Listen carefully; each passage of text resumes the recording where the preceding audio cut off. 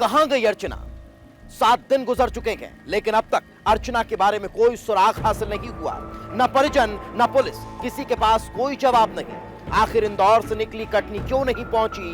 क्या इसके पीछे अर्चना ही एक बड़ा कारण है जो सामने नहीं आना चाहती, या फिर किसी अनहोनी का शिकार हो गई? इस रिपोर्ट में देख लीजिए।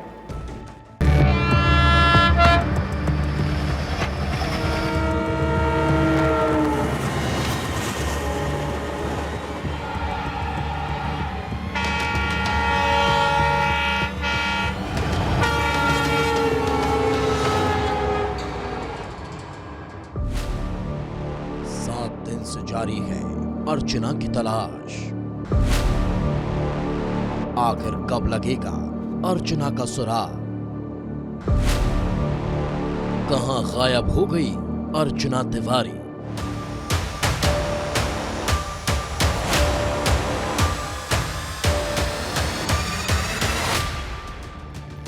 सात अगस्त, ये वो दिन था जब अर्चना तिवारी इंदौर से कटनी के लिए निकली, लेकिन वो घर नहीं पहुंची।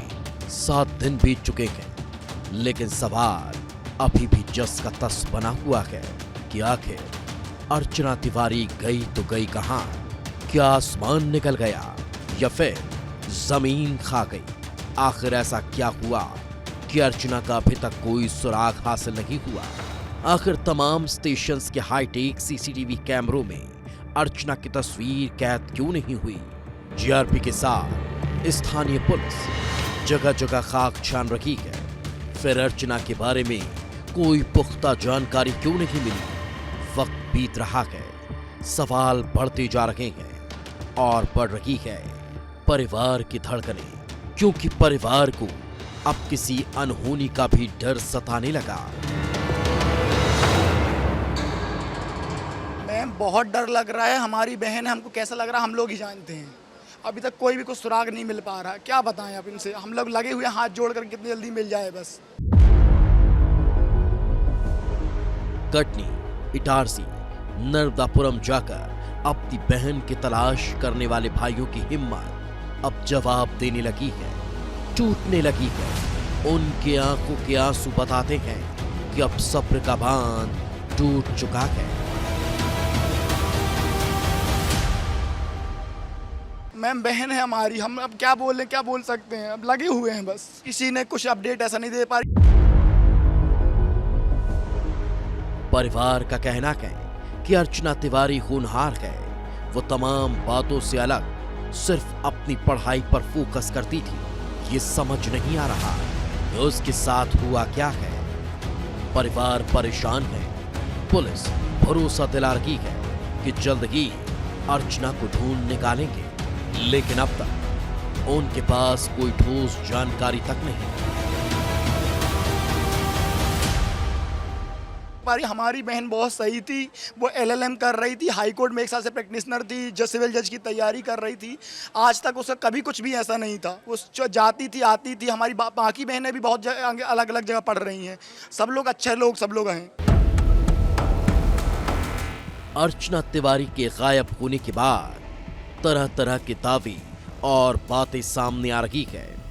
उसके साथ ट्रेन में सफर करने वाले एक यात्री ने दावा किया कि वो भोपाल स्टेशन पर उतरी थी, तो अब उसे नर्मदापुरम की पिपरिया में देखे जाने का भी दावा सामने आ रहा है। सवाल यही कि क्या वाकई में अर्चना पिपरिया में है?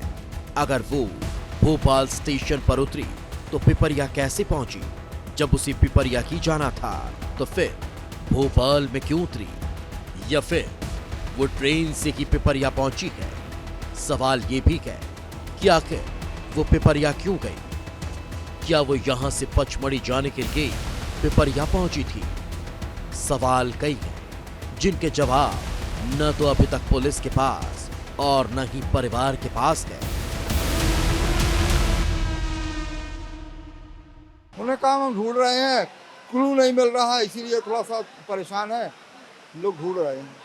बहुत चिंता, अब बहुत 7 दिन व्यतीत हो रहे हैं, तो चिंता का विषय बना है। जिसकी बच्ची जाती है उसके दिल में क्या बीतती है तो आप जानते हैं।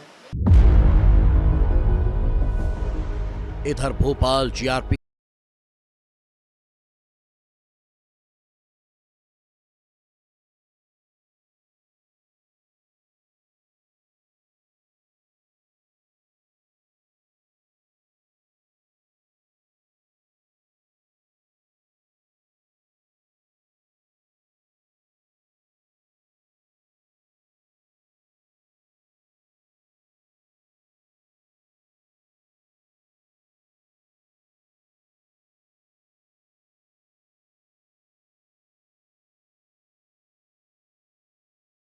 हुई है।